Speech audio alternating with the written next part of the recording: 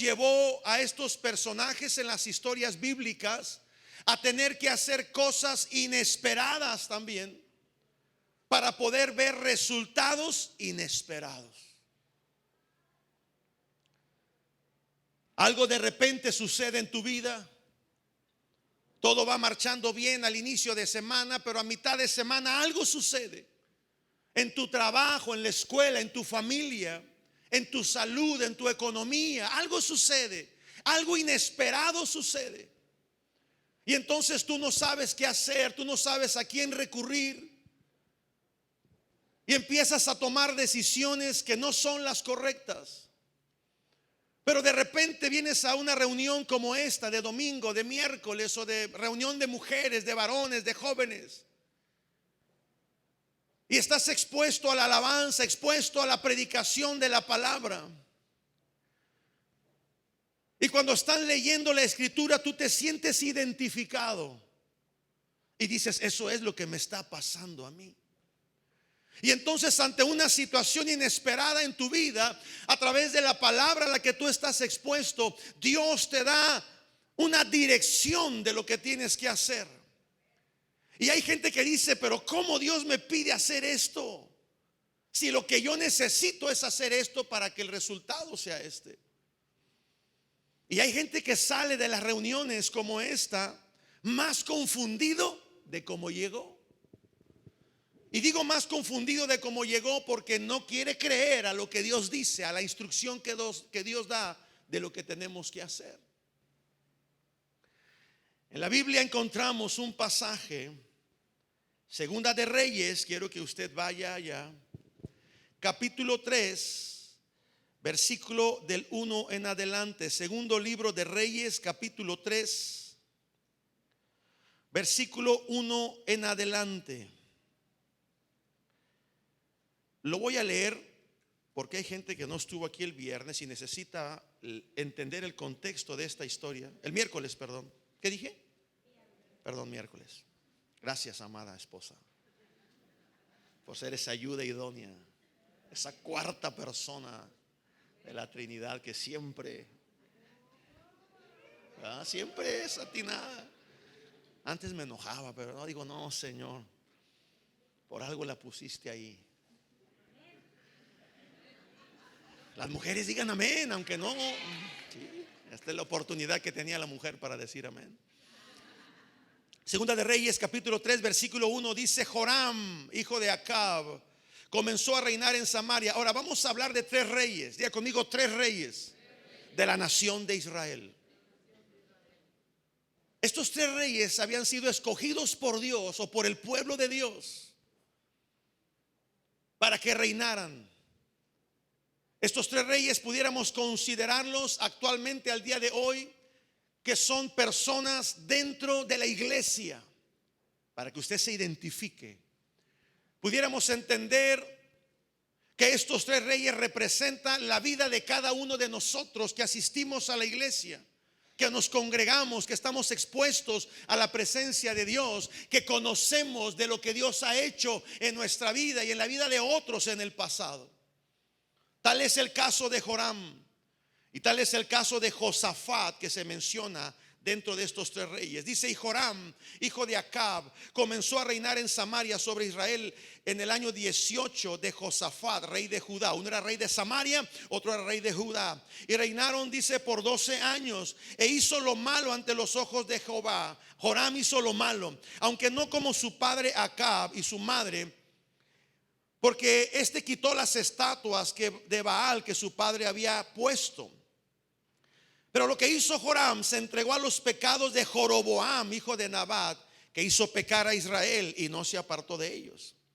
Entonces Mesa, otro rey, un rey enemigo, entonces Mesa, rey de Moab, era propietario de ganados y le pagaba al rey Joram 100,000 corderos y 100,000 carneros con sus vellones. Pero cuando se murió Acab, el papá de Joram, el rey de Moab se rebeló contra el rey de Israel, contra Joram. Ya no le quiso pagar nada, no le quiso dar regalías ni nada. Entonces el rey de Samaria, Joram, pasó revista a todo su ejército y fue y le dijo a Josafat, otro rey, rey de Judá: otro miembro de la iglesia, otro cristiano, otro creyente, va y le dice: ese rey de Moab se ha rebelado contra mí, no me paga ya impuestos, no me da dinero, ya no me rinde pleitesía, voy a salir a la guerra con él. Y le dice a Josafat: ¿vas a ir tú conmigo en guerra? O sea, lo estaba invitando: vente, asóciate conmigo, haz una alianza conmigo. Y mire lo que respondió Josafat, un hijo de Dios. Y él respondió: antes de ir voy a orar a Dios. ¿Cuál fue la respuesta de Josafat? Yo voy a ir. Ni siquiera oró, ni siquiera buscó la presencia de Dios. Porque yo soy como tú, igual de pecador. Mi pueblo como tu pueblo, mis caballos como los tuyos. Y dijo: ¿por qué camino habremos de ir? Y el rey le respondió: vamos a orar y buscaremos la guianza de Dios. ¿Verdad que no dijo así? Le dio una respuesta: vámonos, a ver qué sale en el camino. Al cabo Dios va con nosotros. ¿Cuántos cristianos hay así? No levante su mano. Pero ¿cuántos cristianos realmente hay así hoy en día? Que se levantan a hacer las cosas sin consultar a Dios, que van y se asocian con otros cristianos, líderes, y que hacen cosas sin consultar a Dios, sin buscar la guianza de Dios. Se les ocurren ocurrencias, valga la redundancia, y ahí va el otro como bembas. Sí, vámonos, yo soy como tú. ¿Por qué camino vamos a ir? Pues por el que sea, al cabo Dios proveerá. Dios proveerá. Salieron pues, versículo 9, el rey de Israel, el rey de Judá, y se llevaron a otro ahí entre las patas, el rey de Edom. Ese hermanito que siempre anda diciendo: invítenme a mí también, yo también quiero participar. Y anduvieron rodeando por todo el desierto por 7 días de camino. Pero algo les faltó. Empezó a acabarse la provisión, el suministro. Ya no hubo agua para el ejército ni para las bestias. Entonces el rey de Israel dijo: ay, ¿por qué nos hizo Dios esto? ¿Por qué nos engañó Dios? ¿Por qué Dios nos prueba de esa manera? Si yo voy a la iglesia, si yo me congrego, si yo sirvo a Dios, ¿por qué Dios me está haciendo esto? Como si Dios le hubiera mandado, ¿no? Como si Dios le hubiera dicho: ándale, ve y enfréntate a aquel rey que ya no te paga dinero. Que ha llamado Jehová a estos 3 reyes para entregarlos en manos de los moabitas. Mas Josafat, creo que era el más espiritual, dijo: ¿no hay profeta de Jehová para que consultemos a Jehová por medio de él? Hasta ahorita se le ocurre. La ciencia médica dice que hay una medicina que es preventoria o preventiva para que no caigas en algún tipo de enfermedad a futuro. El Hospital del Seguro Social, que es una de las instituciones más fuertes o más grandes de nuestro gobierno federal, lanzó una campaña hace ya algún tiempo atrás donde hablaba de esa medicina o de esos cuidados preventivos, porque al gobierno federal le costaba muy caro atender enfermedades ya en un estado difícil, avanzado. Y entonces empezaron a lanzar campañas contra la obesidad, contra los alimentos chatarra. ¿Sí vio ese tipo de anuncios? Y decía que no esperes a que caigas en un tipo de obesidad que puede causarte la muerte o otro tipo de enfermedades. Y hay gente, yo me incluyo, habemos gente que hasta que ya vemos el problema de salud agravado, entonces sí vamos a consultar. Yo soy de los que la muela me duele y me aguanto y hago cócteles para que no me cause más dolor, hasta que un día ya no aguanto el dolor y tengo que ir con el dentista. Y así me quitó el dolor. Claro, me tuve que hacer una endodoncia, ¿no? Sacarme el nervio y todo eso. Y me dice: pastor, ¿por qué esperó tanto?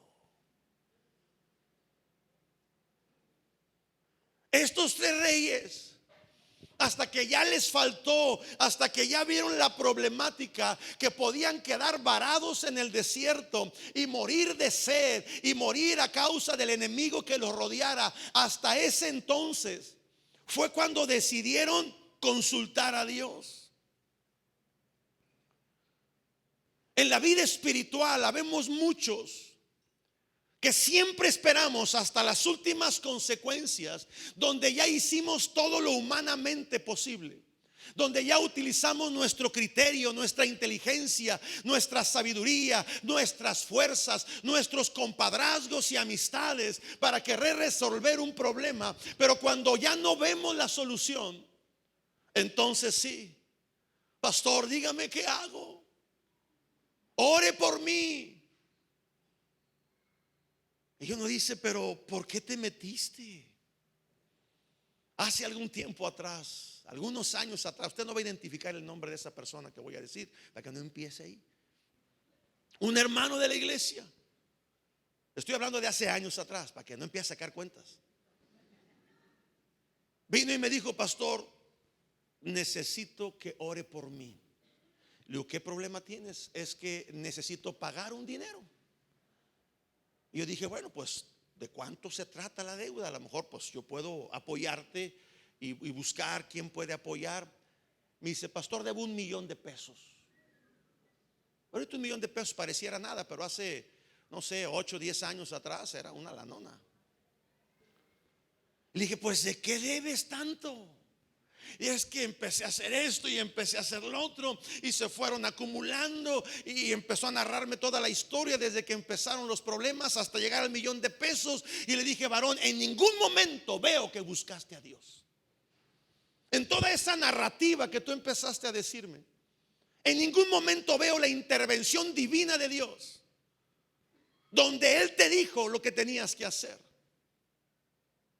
Y ahora sí vienes conmigo y me pides que te apoye en oración para que Dios te supla $1,000,000 si ni siquiera le invitaste a Él. ¿Sí me está entendiendo? Hay matrimonios que se encuentran ahorita en una expectativa de divorcio. Entre ellos están solucionando las cosas. Y de repente vienen, pastor, queremos que nos dé consejería porque estamos a punto de divorciarnos. O sea, ya cuando está la cosa que arde, cuando pudieron haber prevenido, diga conmigo, prevenir desde antes. ¿Sí me está entendiendo? ¿O me regreso al principio? Estos 3 reyes estaban pasando por una situación crítica. Y no fue hasta entonces que Josafat dijo, ¿habrá un profeta aquí? En este lugar, en sus alrededores, que vayamos y consultemos, y Dios por medio de él nos pueda dar una solución. Y alguien le dijo, sí, hay un siervo de Israel que se llama Eliseo. Él servía a Elías, versículo 11. Y Josafat en el versículo 12 dice, vayamos a él. Sin duda alguna que él tiene una palabra de parte de Dios. Y entonces fueron hablar con este profeta Eliseo. Y cuando llegaron ahí, dice que lo primero que les dijo, versículo 13, lo primero que les dijo el profeta cuando Eliseo vio al rey de Israel, a Joram. Acuérdense que Joram era un dios, era un rey malo, perverso, no como su papá Acab. Porque esta al menos quitó las imágenes que el papá había hecho, la idolatría. Pero había hecho otras cosas peores que el papá. No consultaba a Dios. Tal es el resultado, que se fue a la guerra sin consultar a Dios. Y ahora viene delante del profeta, y cuando el profeta lo ve, le dice, ¿qué tengo yo contigo? Vámonos, vete con los profetas de tu padre, vete con los profetas de tu madre. Pareciera que le estuviera diciendo algo así como rayándole el disco. Pareciera que se puede entender así. Vámonos de aquí, ¿qué vienes a buscarme? Nunca me has buscado para consultar a Dios. Ahora sí vienes y te congregas, ahora sí vienes y lloras, ahora sí vienes y buscas que Dios te dé dirección, pero nunca lo hiciste. De no ser por el respeto que tengo contra el rostro de Josafat, le dice, a ti ni te viera. Versículo 14. Y Eliseo dijo que si no tuviese respeto al rostro de Josafat, rey de Judá, el más espiritual de ellos, aquel como que servía en la iglesia, aquel como que asistía 3 domingos no y uno sí, era el más espiritual. Cuando lo ve Elías, dice, si no tuviera respeto al rostro de Josafat, rey de Judá, a ti ni te miraría, ni siquiera te viera. Ahora, del versículo 15 en adelante es de lo que yo quiero hablarte en esta tarde ya, porque hay 3 cosas que el miércoles no acabamos de ver. 3 cosas que tienen que ver, importantes estas 3 cosas, que tienen que ver con lo que Dios está por hacer en este año del 2020, y que tú y yo tenemos que estar listos en esa visión, en esa fe y en esa visión para poder avanzar en esta década que acaba de empezar en este 2020. Lo primero de estas 3 cosas, número 1, es que cuando Dios te va a hablar no lo que tú quieras oír, sino lo que necesitas oír. Apúntele allí, por favor. Número 1, para tener fe y visión, tenemos que recibir lo que Dios va a hablar y no lo que queremos oír. No se trata de que Dios te dará música a tus oídos, sino que Dios te dará palabra y dirección, aunque a veces te va a incomodar, pero es lo que te va a ayudar a salir en medio de una crisis. No es lo que tú quieres oír, sino lo que tienes que oír y tienes que hacer.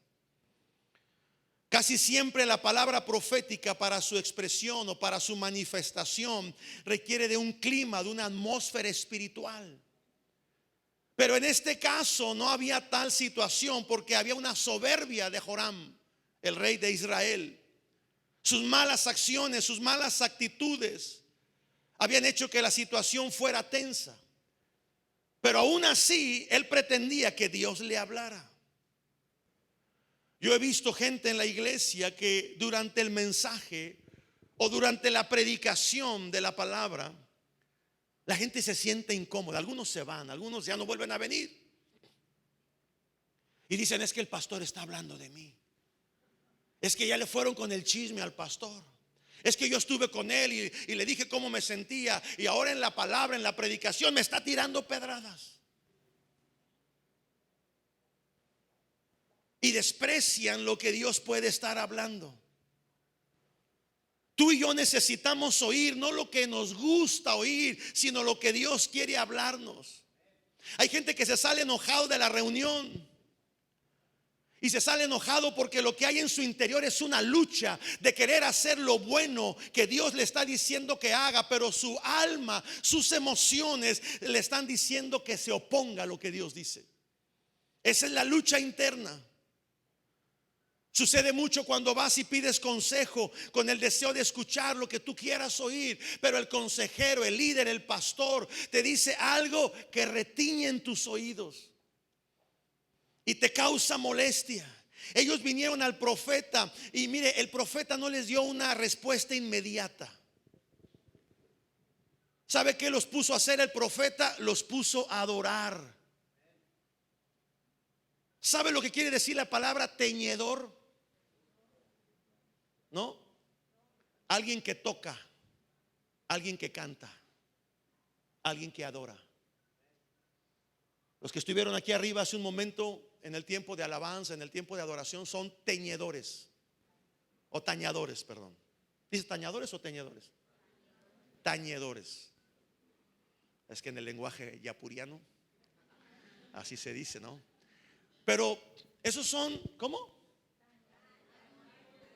Tañedores. Usted, el hermano que toca aquí el piano, es uno de esos que menciona la Biblia. El que toca la guitarra y están en adoración a Dios. Y lo que les dijo este profeta en medio de la desesperación, en medio de la angustia, queriendo buscar una respuesta de parte de Dios, lo que menos se imaginaban era que el profeta los pusiera a adorar a Dios. Porque así somos muchos de nosotros, ¿no? O sea, vamos a la iglesia, que Dios me hable. Dicen que tengo que diezmar. Voy a ver si es cierto que Dios me va a bendecir. Y hacemos las cosas esperando ver una respuesta pronta e inmediata. Pero Dios dice: no, primero me tienes que adorar, chiquito. Primero tienes que venir, tienes que postrarte, tienes que humillarte. Primero tienes que venir y tienes que consagrar tu vida y tu corazón a mí. Porque lo que menos queremos hacer en medio de un conflicto es adorar a Dios. Queremos correr para todos lados, buscar una respuesta, y lo que menos queremos es orar o leer la palabra. Y el profeta dijo: tráiganme a uno que toque, tráiganme a uno que cante, tráiganme a uno que adore. Y en medio de esa adoración salió la palabra, la dirección de lo que tenían que hacer. Recuerdo en la escritura, en el libro de Josué, capítulo 1, del versículo del 1 en adelante, cuando el llamado sobre Josué para meter a todo el pueblo a la tierra prometida, Moisés ya había muerto, y entonces ahora le toca a Josué esa tarea. Y yo no sé si tú y yo hubiéramos sido Josué, pero yo creo, si yo hubiera sido Josué en aquel entonces, yo lo que hubiera esperado, como esperamos la mayoría de nosotros, es que Dios hubiera descendido y me hubiera ungido. Juan, sobre ti pongo mi unción, sobre ti pongo mi mano poderosa, sobre ti pongo poder y autoridad para que metas a todo este pueblo a esa tierra prometida. Quizás eso esperaba Josué también, como estos tres reyes, una respuesta pronta. Pero ¿qué fue lo que le dijo Dios a Josué?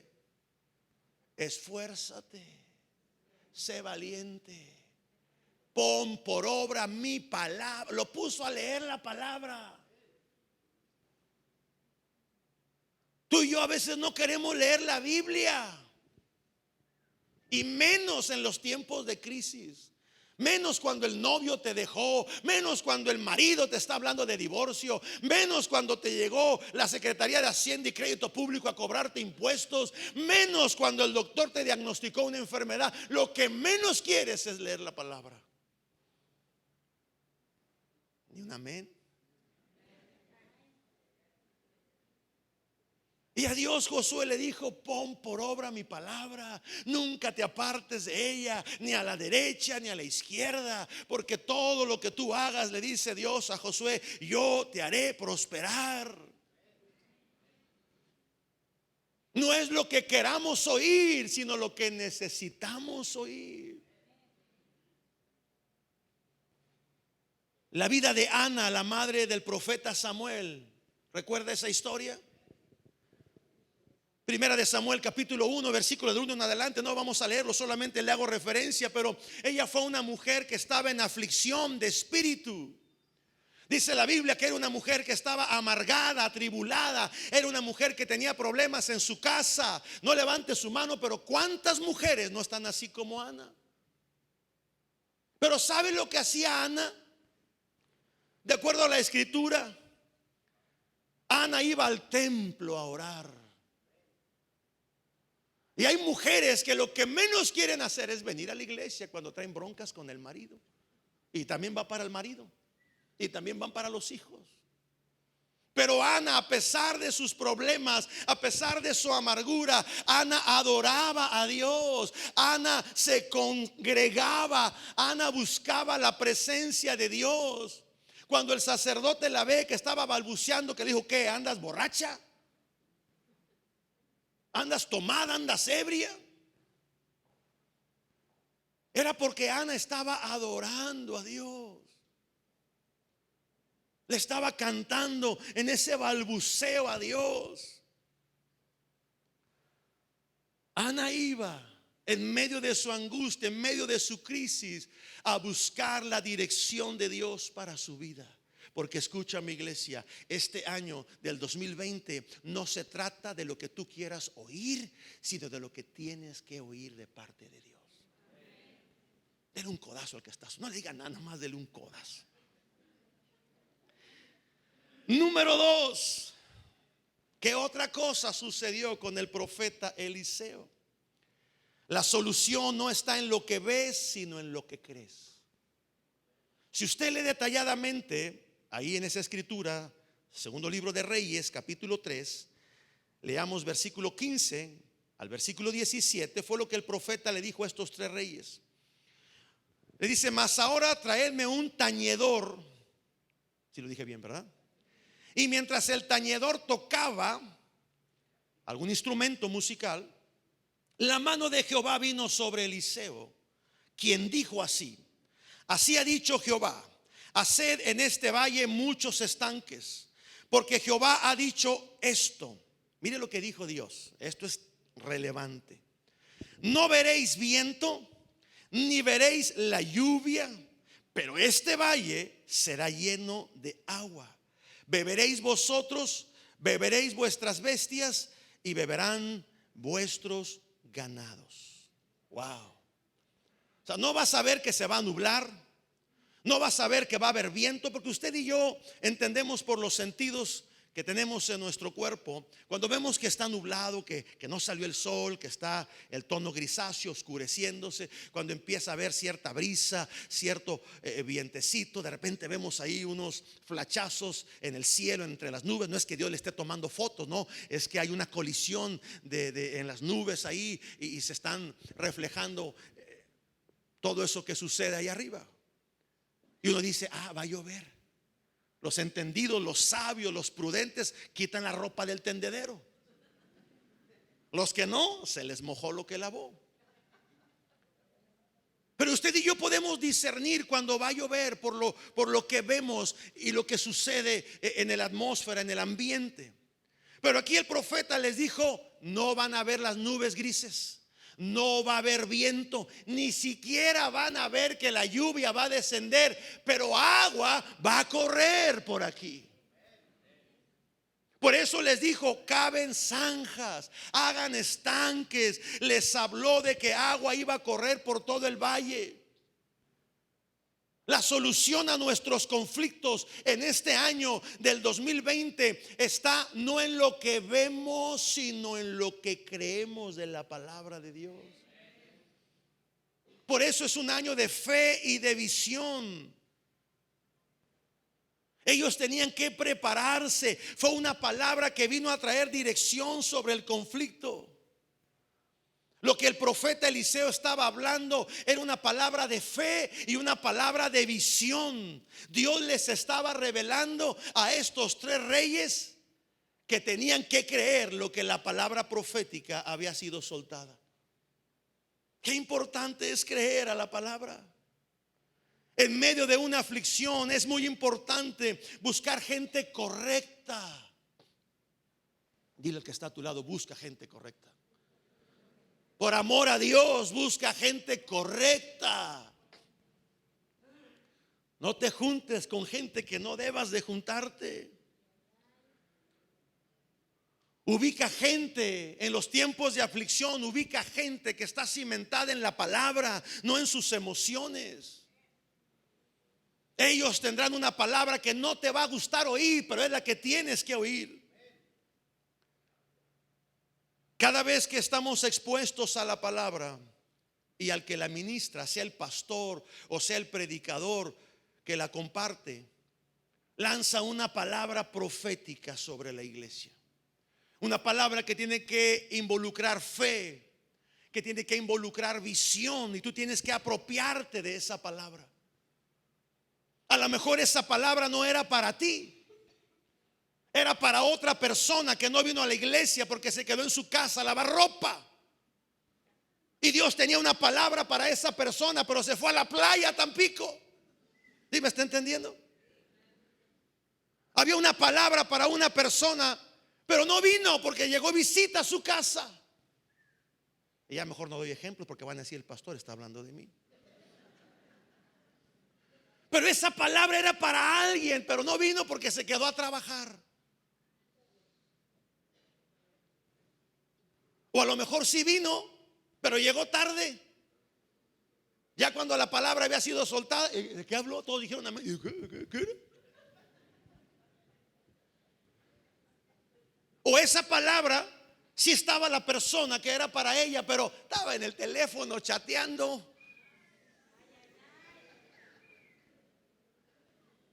Estaba preguntando a qué hora se iba a ver con el amorcito para ir a comer.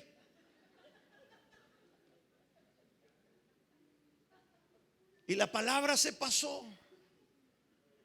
Pero tú la tomas y dices: Señor, yo la creo. Esa palabra es para mí. Esa palabra, aunque no era para mí, pero yo la tomo como si fuera mía y la hago mía. Yo la creo, tengo la fe y la visión para que esa palabra se cumpla. Y mi hermano, esa palabra se cumplirá en tu vida. No era para ti, pero tuviste la fe. Tuviste la visión. No era para ti, pero el que era para él o para ellos la despreciaron. Pero tú la abrazas con fe y con visión. Mi hermano, prepárate para lo que Dios va a hacer en tu vida. La palabra que tú celebras hoy es la promesa que tú vas a vivir mañana. Celebra lo que Dios habla. Celebra la palabra que Dios lanza desde el púlpito. Número 3. ¿Qué más sucedió entre estos 3 reyes y el profeta Eliseo? ¿Qué otra cosa más podemos aprender? Número 1, ya vimos, no es lo que tú quieres oír, sino lo que necesitas escuchar. Número 2, no es lo relevante lo que ves, sino lo que crees. ¿Ok? Número 3, prepárate para lo que Dios va a hacer.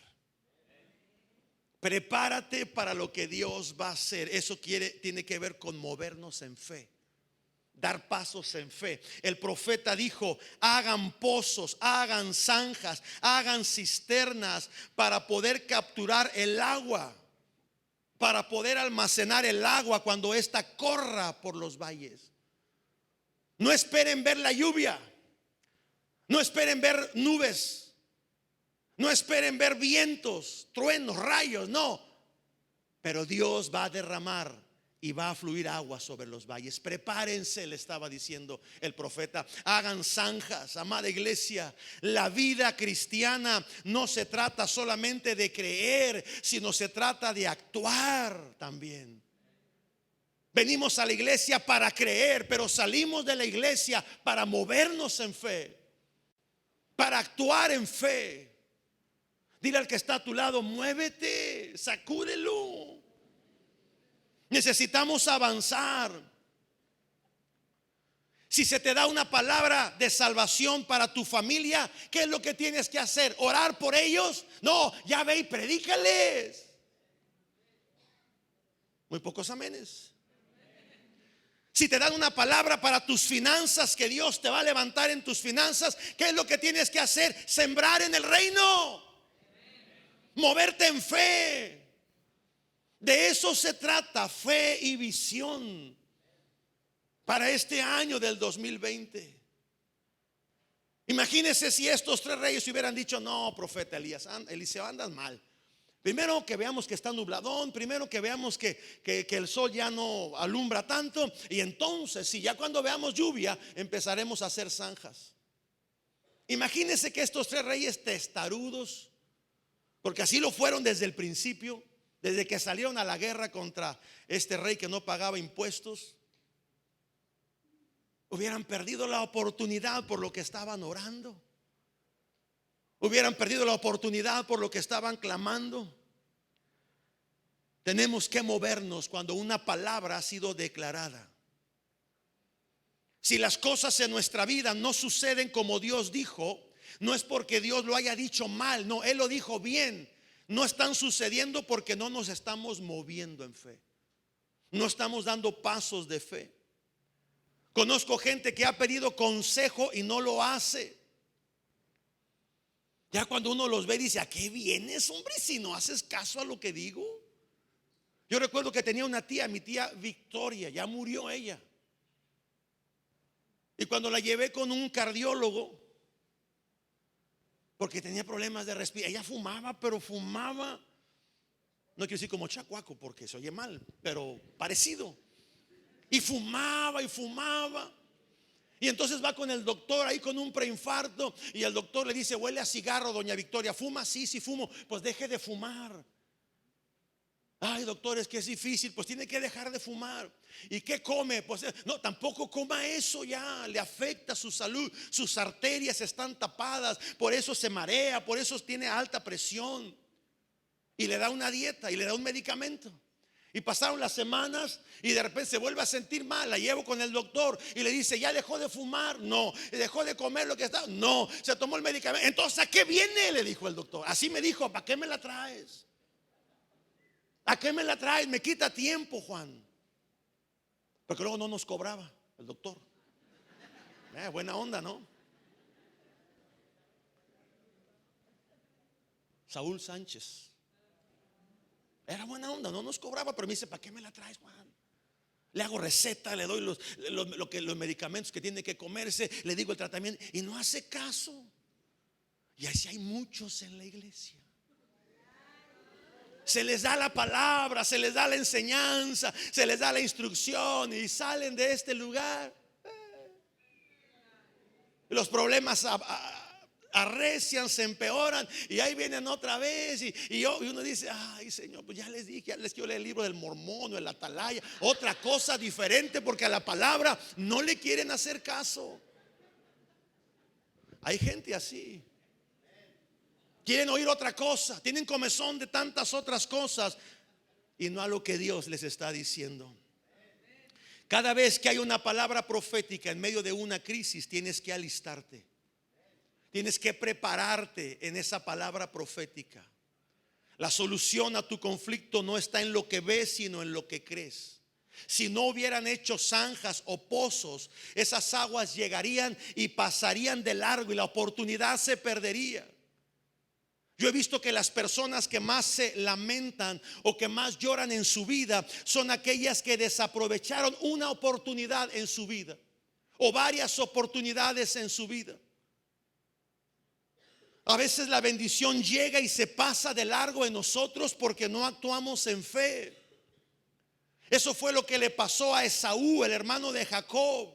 Él lloró y lloró amargamente por aquella oportunidad que él dejó pasar cuando vendió su primogenitura, cuando vendió la bendición de ser el hijo mayor y le vendió a su hermano por un plato de lentejas. Esa bendición tan grande. Esaú no estaba preparado para el privilegio que se le había sido otorgado por haber nacido como el primogénito. Pero Jacob sí se preparó. Él ideó una estrategia y se preparó de tal manera que dijo: yo quiero lo que mi hermano tiene, yo quiero lo que viene para mi hermano. Y aunque no estoy aquí para juzgar la manera en cómo obró Jacob, lo que sí te digo es que Esaú fue llamado profano. No seáis como Esaú, dice la palabra, que fue profano por haber desaprovechado la primogenitura, la oportunidad que Dios le había dado. Voltea con el que está a su lado y dile: cada vez que tú dejas pasar una oportunidad de Dios, te conviertes en un profano, que desaprovechas la oportunidad que Dios te está dando. Yo quiero concluir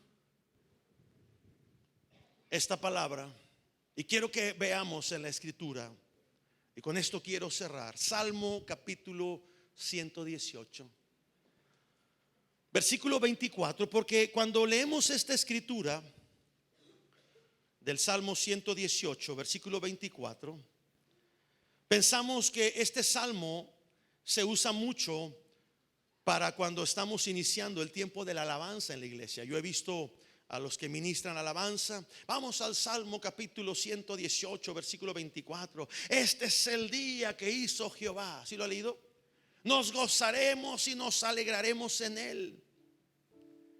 Y la verdad que sí tiene que ver en parte con venir y gozarnos en la presencia de Dios. Pero este pasaje contiene una palabra que es clave para saber aprovechar las oportunidades que Dios tiene para nosotros. Efesios capítulo 2, versículo 10 dice que Dios tiene cosas preparadas de antemano para que anduviéramos en ellas. Dios preparó cosas de antemano para andar en ellas. Entonces, cuando leemos este Salmo 118, verso 24, este es el día que hizo Jehová. La palabra día, ponga atención. Yo cuando oí esto y lo analicé en diccionarios bíblicos, me sorprendí y dije: wow, Señor, cómo hemos desaprovechado momentos importantes que han llegado a nuestra vida y que han pasado de largo las oportunidades que tú nos has dado. Este es el día que hizo Jehová. La palabra día es una palabra que se pronuncia Yom, Y-O-M. Y esa palabra Yom significa caliente. Esa palabra Yom significa algo que está ardiendo. Esa palabra Yom, este es el día, quiere decir algo que está listo, algo que está cociéndose. Es como cuando usted dice: este arroz ya se coció. O sea, esto ya está listo. Esto ya fue preparado y ya está listo, ya se coció, ya está en su punto. Y yo busqué en varias traducciones de la Biblia este pasaje, Salmo 118, el versículo 24. De la Biblia Dios habla hoy. Dice: este es el día en que el Señor ha actuado. Usted sabe que cuando Dios actúa, cuando su mano de poder se mueve, algo sucede. Amén. No es que va a suceder, es que ya sucedió y está por manifestarse. Este es el día que el Señor ha actuado. Estemos hoy contentos y felices. La traducción de la Biblia, la Nueva Versión Internacional, dice: este es el día en el que el Señor actuó. Estaremos listos y con gozo. Habla del mover de Dios. No meramente tiene que ver con un salmo que nos introduce en la alabanza, en la adoración a Él. Sí lo podemos usar, pero el contexto original tiene que ver con lo que Dios está haciendo en tu vida, con lo que Dios está moviendo en tu vida. Otra traducción dice: hagamos fiesta en este día, porque en un día como este Dios se movió a nuestro favor. Dios actuó a nuestro favor. Este 2020, amada iglesia, prepárate para lo que Dios va a hacer.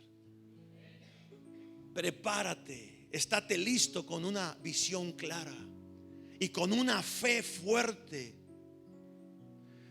Llegue a Segunda de Reyes nuevamente para cerrar este pasaje de la Escritura. Segunda de Reyes, capítulo 3, verso 16. Así ha dicho Jehová: haced en este valle muchos estanques. Muchos hemos perdido oportunidades de parte de Dios por no tener una visión clara. Muchos hemos perdido el mover de Dios por no habernos preparado. Estos tres reyes hubieran perdido la oportunidad de beber agua, ellos, su ejército y su ganado, y obtener la victoria. La fe se requiere antes de la manifestación de Dios. Muchos esperamos la manifestación de Dios para luego movernos en fe, pero no es así. Este año 2020 no esperes que Dios se manifieste para tú moverte en fe. Fe antes que la manifestación. Tiene que ver con acciones, tiene que ver con actitudes de nuestro corazón. Provocar el cumplimiento de una palabra profética hablada por Dios y recibida en nuestros corazones. Estas aguas, fíjese, estas aguas no solamente sirvieron para alimentar o dar de beber a estos reyes, a su ejército y a las bestias que andaban con ellos, sino que fue una palabra que destruyó a los enemigos de Jerusalén. ¿Qué fue lo que destruyó al ejército de Faraón cuando salieron los hijos de Israel caminando por el desierto? No fue la espada de Moisés, fueron las aguas, ¿se acuerda? El mar se abrió, ellos pasaron por en medio de las aguas, y cuando hubieron pasado, después vino el ejército de Faraón con sus caballos, con sus carruajes, y cuando Dios vio que ya estaban ahí en el punto para ser destruidos, ¡pum!, las aguas se cerraron. Dios usó las mismas aguas proféticas que Dios le habló a este profeta Eliseo para destruir a su enemigo. Si usted lee ahí en su casa, dice que cuando este rey de Edom vio que había muchas aguas, pero que había como un baño de sangre, de color rojo se veía, quizás por el sol. Pero los enemigos vieron ahí como si fuera mucha sangre, y ellos dijeron entre sí: sangre hay en el campamento de Israel, ya han sido derrotados, entre ellos mismos se mataron, vayamos y despojémosles. Lo que ellos vieron y creyeron fue lo que a ellos les sucedió. Y cuando ellos llegaron al campamento donde aparentemente había pura sangre, estaba el pueblo de Israel, los soldados del ejército, esperando a su enemigo para vencerlos. Y dice que los mataron. Vieron sangre y murieron. Y dice el profeta, terminó el profeta diciendo estas palabras, Segunda de Reyes capítulo 3 verso 18. Y esto que Dios hará, ¿qué dijo el profeta? Es cosa ligera. Las cosas imposibles para el hombre, para Dios son cosa ligera. Lo que tú y yo no podemos hacer en años, en meses, Dios, para Él es cosa ligera. Él puede darte la victoria, y para Dios es cosa ligera. Tus problemas, los que tú llamas tus problemas, es que mi problema, es que mi enfermedad, es que mi situación, Dios dice: para mí eso es cosa ligera. Tú y yo tenemos que empezar a ver en este año del 2020 y lo que es el inicio de esta nueva década, tenemos que empezar a ver los problemas no como tus problemas, sino como una oportunidad para que la gloria de Dios se manifieste en tu vida. Cambia tu manera de ver las cosas. Cambia tu manera de imaginarte las cosas. Ay, es que mis problemas, ay, es que mi situación, para Dios es cosa ligera. Y tú y yo como iglesia tenemos que tener fe y visión para mantenernos firmes, pero también para movernos y avanzar. ¿Cuántos dicen amén a esta palabra? Póngase de pie. Padre, gracias damos, Señor.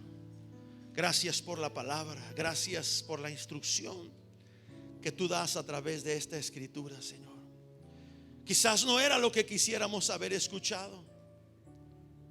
Nos gustan los mensajes de prosperidad, los mensajes de milagros, de sanidad, pero es una palabra que necesitamos oír, una instrucción clara y precisa que tú hablas a tus hijos. Padre, que esta palabra te exalte a ti, te dé gloria, te dé honra, te dé alabanza a ti, Señor. Pero que también sea una palabra que nos prepara para las cosas grandes, maravillosas de estos 10 meses que quedan de este año del 2020. Que seamos personas entendidas en lo que tenemos que hacer. Entender, Señor, que no es lo que queremos oír, sino lo que tú tienes que hablar. Entender que no es lo que vemos, sino lo que creemos. Y entender también, Señor, que tenemos que estar preparados para lo que tú vas a hacer. Levante sus manos. Padre, bendigo a tu iglesia, bendigo a tus hijos. Levante las manos en alto. Bendigo a tus hijos, bendigo cada matrimonio, cada familia, cada niño, cada joven, cada señorita. Declaro, Señor, que en el inicio de esta semana tu provisión, tu dirección, tu protección, Señor, sea sobre tus hijos. Que en paz saldremos de nuestra casa y en paz, Señor, tú nos harás retornar a ella. Que todo esfuerzo que hagamos, Señor, rinda fruto, dé resultado, sabiendo que tú obras a nuestro favor. Bendigo a tus hijos, bendigo esta iglesia, Señor, y que esta palabra haya penetrado en lo más profundo de su corazón y que dé fruto abundante en Cristo Jesús. Amén. Amén. A Él sea la gloria, a Él sea toda la alabanza por los siglos de los siglos. Quedamos despedidos. Que tenga usted una excelente tarde, un buen provecho en su comida, y aquí le esperamos en las reuniones que hay entre la semana.